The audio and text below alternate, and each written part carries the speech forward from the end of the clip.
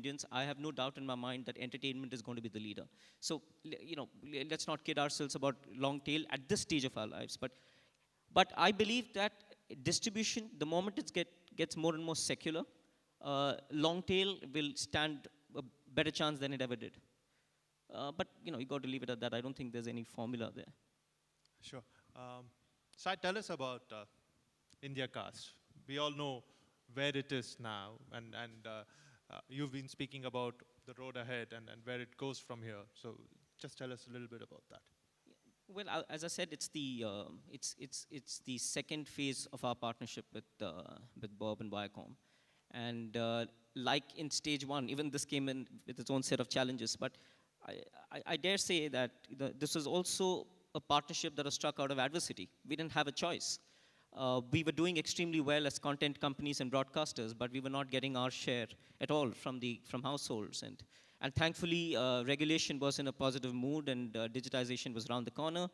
And we were extremely, extremely, bullish about non-linear platforms and global platforms. And that's why while we started this whole conversation about IndiaCast, about correcting our share of the household, we decided to enlarge the canvas and say that now that we're coming together and if we're true believers in monetization of content across platforms, then we got to make IndiaCast global. So IndiaCast has a global mandate. IndiaCast has a linear and non-linear and multiple digital mandate, multiple platform mandate, which means that today, I guess, as IndiaCast, we need to step back from platforms and try and see how we could use this content that is getting generated across the Network 18 group and all the partners that IndiaCast has, and see if these could get repackaged for monetization potential abroad.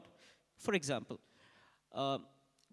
we launched Rishte in UK, which is not even a channel that we had in India. And Rishte is an amalgamation of sorts between content from Colors, content from MTV, and a few more channels. So I would expect that while IndiaCast has a duty to do in India and ensure that we get a fair share out of digitization, the bigger mandate going forward for IndiaCast is going to be non-linear platforms. And as Bob was saying, the world is their marketplace. Bob, distribution, and especially the IndiaCast kind of distribution. Is this something you've done in any other market anywhere else in the world? Well, if you look at our footprint around the world, one of the things we decide is we look at markets carefully. We look at markets from a regulatory standpoint. We look at markets from a cultural and economic standpoint. We look at markets from a competitive standpoint. And I think that the story of IndiaCast is an instructive one.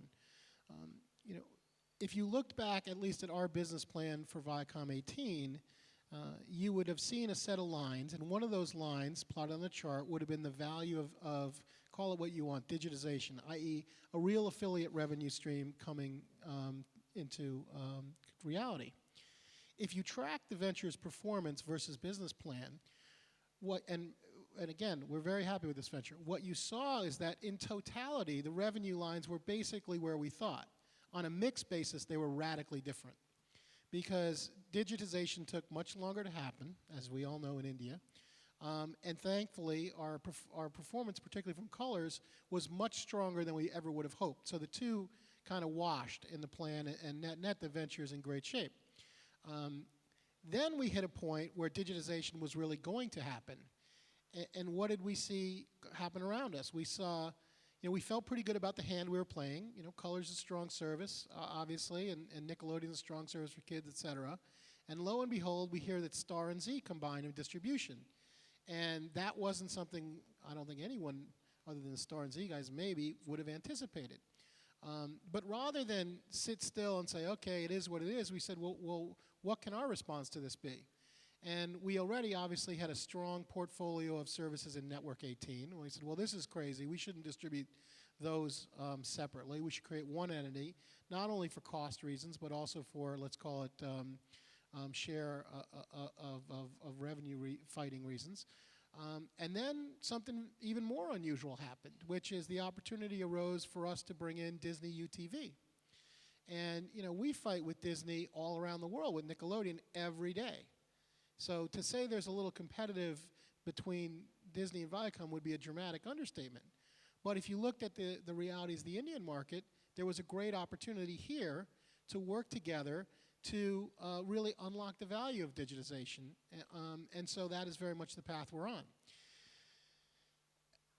As I said, if you look market to market, we might have a licensee, which means somebody else operating our brands in a market. We might have a joint venture like we have here. Some of those were minorities, some of them were majority. We might have a wholly owned operation. But then even in that rubric, we may do our own ad sales. We might have a rep in ad sales. So you look at the UK as an example. We fully own some of our services. We joint venture some of our brands with Sky, B. And for numerous years, we did all our own ad sales. Then we decided to combine with Sky Media, so we have a joint venture sales house there, although it's the ad side, not the distribution side. So the answer to your question is yes, we have done different things. And I think, one of the really important lessons, if you're going to operate in multiple countries, is you really got to look at each country differently. Yes, you can have a global strategy. Yes, you can have international strategy, and we do. But at the end of the day, you got to execute on the ground. And you really have to look at what opportunities exist for you to improve your ability to execute. Because joint ventures, by the way, are an inherent trade-off. On the one hand, they allow you to quote-unquote partner with people who probably have relevant assets in a particular market. On the other hand, you don't control the whole thing, so you have to compromise. And you have to be willing to have productive dialogues and get to the right place. That's easier said than done. And believe me, I'm on the boards of many of our JVs around the world. UK, as I said, Italy, we have a great, relatively new joint venture in South Korea. I know Korea is, co-sponsoring this event. It's with the largest private broadcaster, SBS. We formed it about a year ago, maybe a little bit more, off to a fantastic start. That was really about distribution, because there the distribution system was very what I'd call old school, old boy, and getting distribution on commercially viable terms for an independent company was, I'd say, virtually impossible. Becoming part of a bouquet of a leading, in this case South Korea, content company changed that game dramatically. So yeah, you have to really look at how you execute on the ground, and knowingly make trade-offs, often between having complete flexibility, but also being able to ride together, if you will, with people that bring important skill and strength to the table. Sure. Sai, Viacom has obvious strengths in films, right? And it's also in India very, very high profile business, very high risk, low return. Tell us about your journey. Where do you see yourself now? It's not been a happy journey, right? I guess, well, films are a challenging business, and it's first of all, I must acknowledge that we are having a discussion on films with the filmmaker of India's biggest film ever sitting in the front row. So maybe we should throw it open to him at some stage. It is a very challenging business. Let's not shy away from that. This is a studio that's not more than 2 years old. It's a studio that's had more hits than flops. I would say it's a job well done. I see immense synergy between our film studios and the rest of our businesses, be it MTV or Colors and so on and so forth. Where does the opportunity lie? I know that the theme of the season has been the 100 crore film. But for every 100 crore film that's been produced, you've seen a slew of successful launches, which are script-led, which are concept-led, which are character-led. And I guess there is equal opportunity at the highest end and maybe the lowest end of a budget film. Having said all of the above, I think the film business has lasted in this world for much longer than we've been measuring and monitoring it. As Viacom 18 and as Network 18, we believe that our exposure to the film business would be strategically limited to the size of our business, because the risk profile of the film business is extremely different from the risk profile of the broadcast or the content or the rest of the content businesses. So it's I would still believe that it's a great adjunct to the rest of our businesses, and we've had a good run. The issue is, two great films don't mean the third and the fourth are going to be great. Two great soaps ensure that the next 6 months to 12 months, it lifts up the whole channel. It's a bit organic. The thing about films, and I'm not saying anything new, is that every new film you start from ground zero. True. If I could add to that, just because, we obviously at Viacom operate one of the leading studios in the world in Paramount, and while that's not a business I'm responsible for directly, I've been with Viacom since 1997 as an employee, had different jobs, and certainly had a lot of exposure to the film business. The reality is, the film business is a very tough business. Everybody loves the vanity of it when you get a huge hit, and when you get a huge hit, you can make some good money. But day in, day out, it's not for the faint of heart. So when we were forming Viacom 18, and one of the things that came up was the notion of it having a charter to be in the film business, I, as a multi-channel network operator, business person, was very concerned, because I said, look, at the end of the day, we know what the multi-channel business looks like. And yes, we're in a startup with a general entertainment network, et cetera, but net, we can kind of see where this business is likely to go. Obviously, you can't totally predict the future, but you have a sense of what the dynamics of the business are, too. At the same time, the film business, as Sai points out, each title is a new title. You might have some sequels, but in general, they're all one-off projects.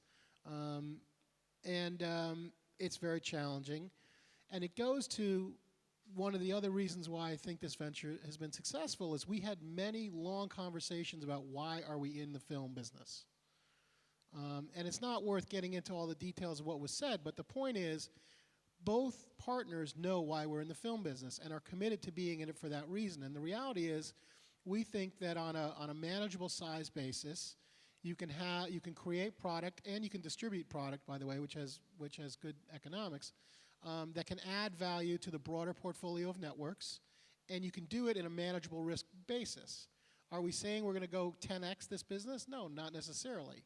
But we think, at the scale it's at, plus or minus, it's an important element of the joint venture and provides value. And that's why we're in the film business today, and that's why we're staying in the film business. And again, when we look at it through that lens, we're very happy. We've had some hits, sure, we've had some misses, but that's the nature of the beast in the film business. It's not a business where everything works. You've been a foreign partner in a JV in India for 5 years now. What's been your experience with regulation? Are you happy with where things are? Would you like something to change? If so, what?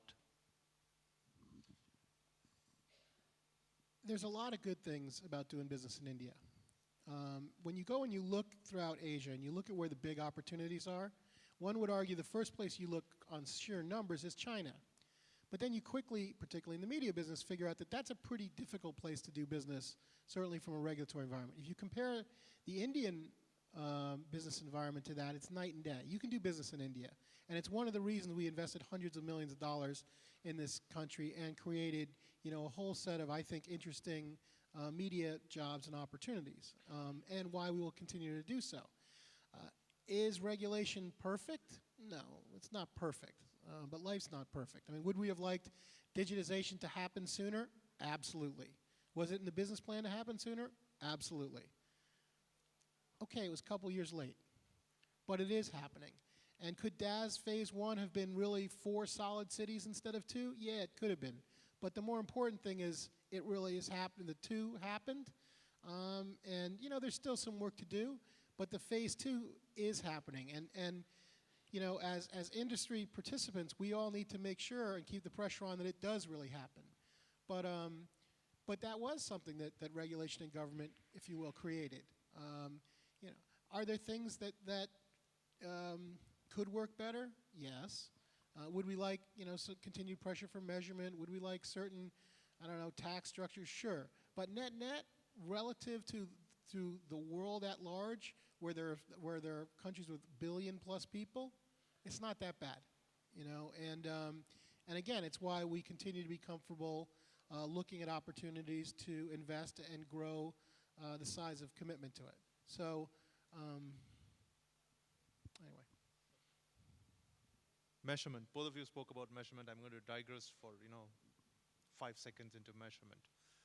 It's become far more complex now, hasn't it? Especially if with your multi-platform, digital audiences and everything else. And is the measurement industry keeping pace with that? Absolutely not. It's probably one of the top 3 issues the media business, the content business anyway, needs to deal with everywhere in the world.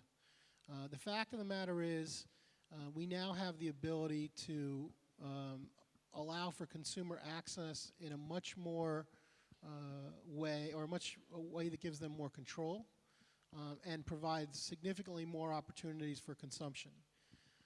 At the same time, particularly in the ad-supported media, we don't have, really anywhere in the world, true TV everywhere, and I mean all devices, mobile, et cetera, measurement that flows back into the advertising system. I was just looking at some data for a significant Northern European country where, for the first time, we actually had TV everywhere viewership data, which combined linear television, all the tablet consumption in-home and out-of-home, and showed notable increases in consumption, particularly for MTV. Now, one would argue, well, that's not surprising, young adults, et cetera, but the reality is we don't have that measurement in place virtually anywhere today. And so, that represents significant leakage to the media ecosystem.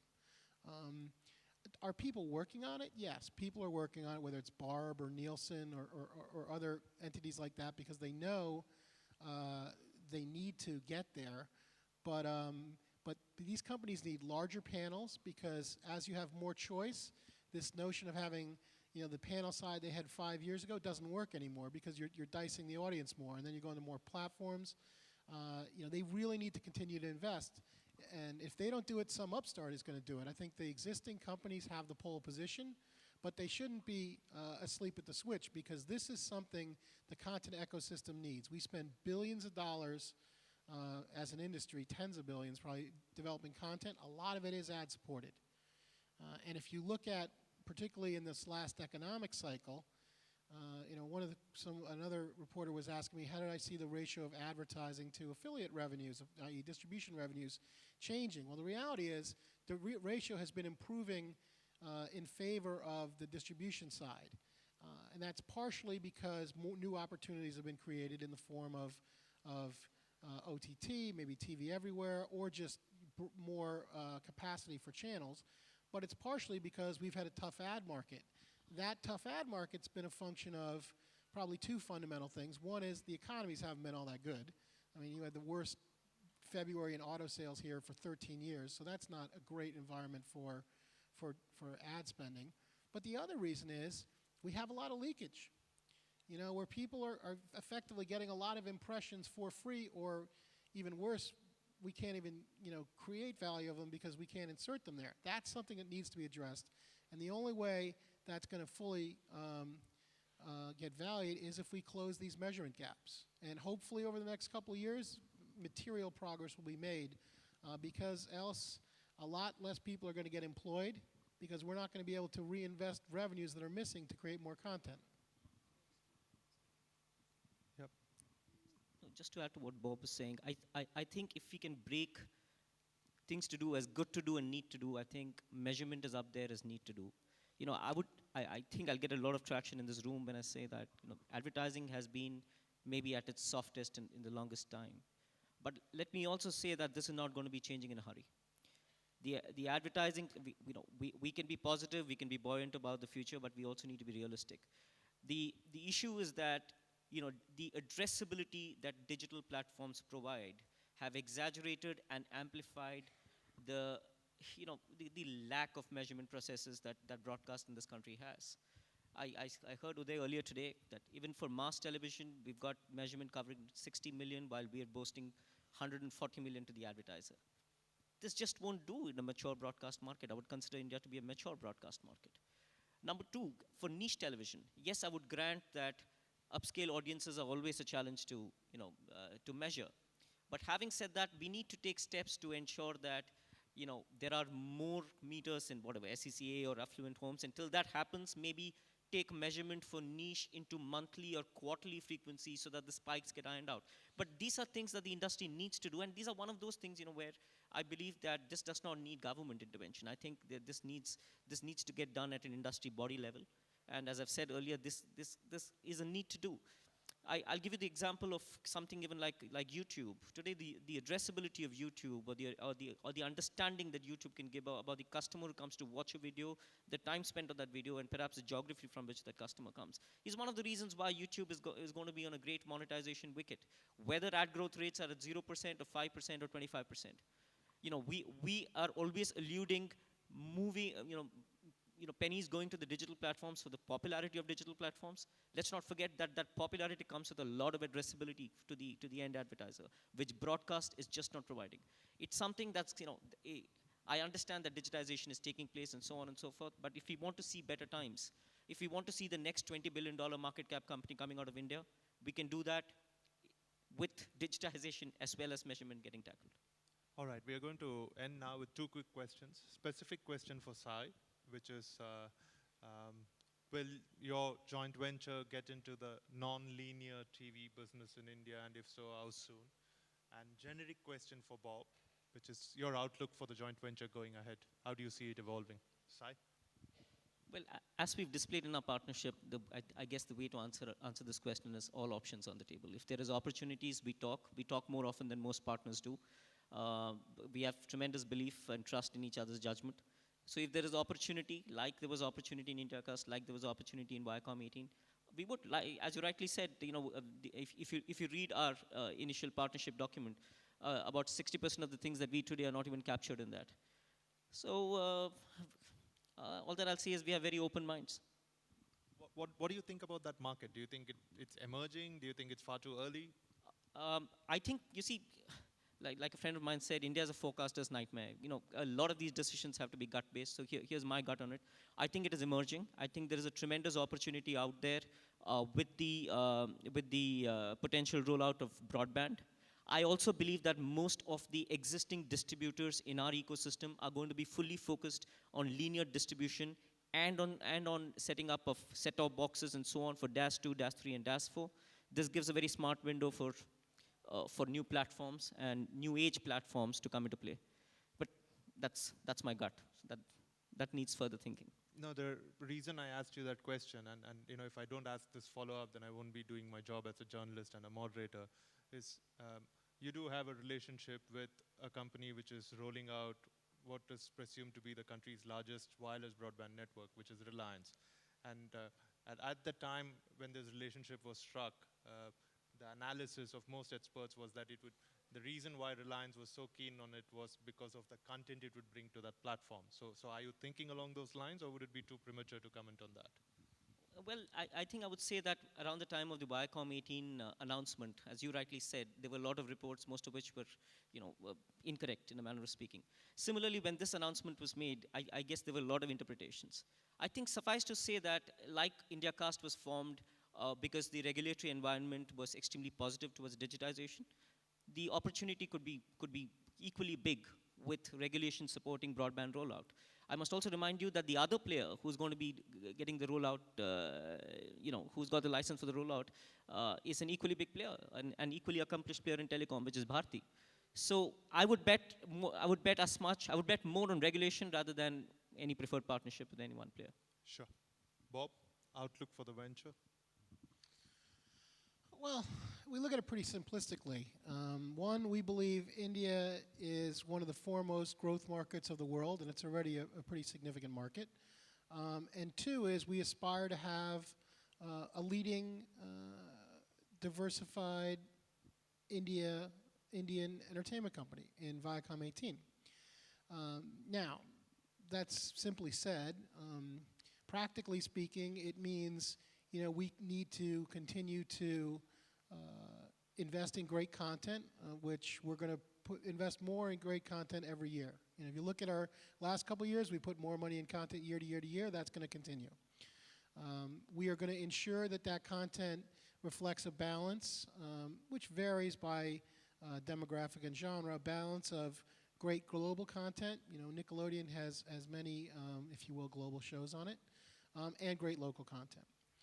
We are going to continue to look to opportunities to bring more consumers, more content choice. That might mean more national brands. As you know, we launched Comedy Central this year. We launched Sonic this year, or in the last year, I should say. We launched Nick Jr. It's fair you should assume there are more national launches coming, although we're obviously not announcing anything today. You should assume, you know, that we would like to play in the regional markets. Again, significant growth dynamic ahead. And then on a platform basis, you know, while more media is consumed and more money is spent against the linear television market than any other market today still, we totally understand that consumers are creating content across a range of platforms. We will look to feed that through the creation of, through either the migration of the same content to those platforms or the creation of specific content to reflect some of those dynamics, maybe shorter form, et cetera. You know, we will look at the best ways to participate in them.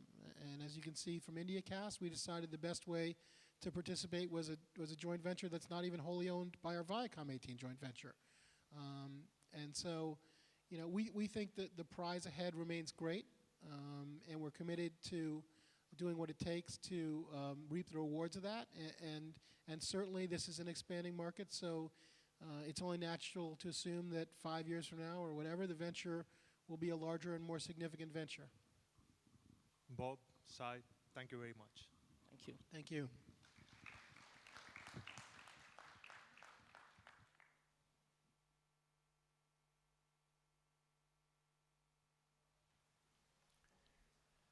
Once again, thank all the members on the dais for a fantastic session. Thank you very much. Ladies and gentlemen, I know you are very eager for lunch. Just a quick mention of the SAARC Minister session, which is happening post-lunch, very sought after. Don't miss the evening hosted by the Korea, our partner country, Korea. And we'll see you in some time as quick as possible for the post-lunch session. And we'll have a presentation by Mr. Jahil Tucker on the KPMG report. And to have a demo and experience of the Barco Auro 3D sound and projection system, please visit the meeting room number 1.